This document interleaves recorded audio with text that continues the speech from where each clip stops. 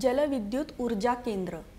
विद्यार्थी मित्रांनो, आपल्याला माहिती आहे की वाहत्या पाण्यातील गतिज ऊर्जा अथवा साठवलेल्या पाण्यातील स्थितीज ऊर्जा हा ऊर्जेचा एक पारंपरिक स्रोत आहे। जलविद्युत वीज निर्मिती केंद्र हे सामान्यपणे जेथे धरण बांधले जाऊ शकते आणि भरपूर जलाशये मिळू शकतात अशा डोंगराळ भागात स्थित असतात। नदीवर किंवा तलावावर बांध बांधून पाण्याचा दाब तयार केला जातो। पाणी उंचावर साठवल्यामुळे प्रचंड दाब निर्माण होऊन त्यामध्ये स्थितीज ऊर्जा निर्माण होते। धरणात साठवलेल्या पाण्यातील या स्थितीज ऊर्जेचे रूपांतर नंतर वाहत्या पाण्यात म्हणजेच गतिज ऊर्जेत केले जाते।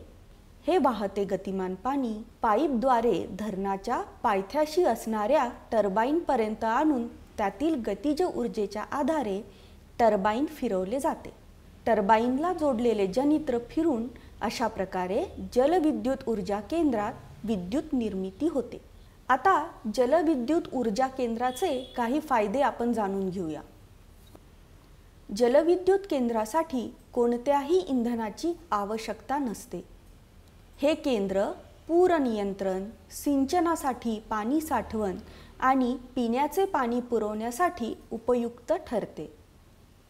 जलविद्युत केंद्राची उभारणी साधी आणि अत्यंत मजबूत असते।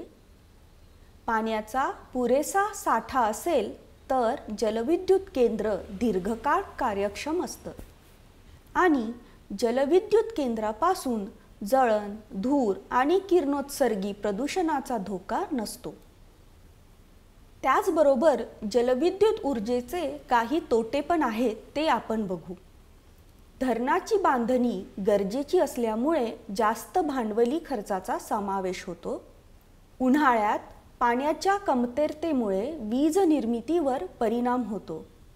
जलविद्युत केंद्राची उभारणी करण्यासाठी आणि सुरळीतपणे चालवण्यासाठी कौशल्यपूर्ण आणि अनुभवी कामगारांची आवश्यकता असते। जलविद्युत केंद्र डोंगराळ भागात वसलेले असल्याने वीज निर्मिती केल्यानंतर वीज दूरवर वाहून नेण्यासाठी जास्त खर्च येतो।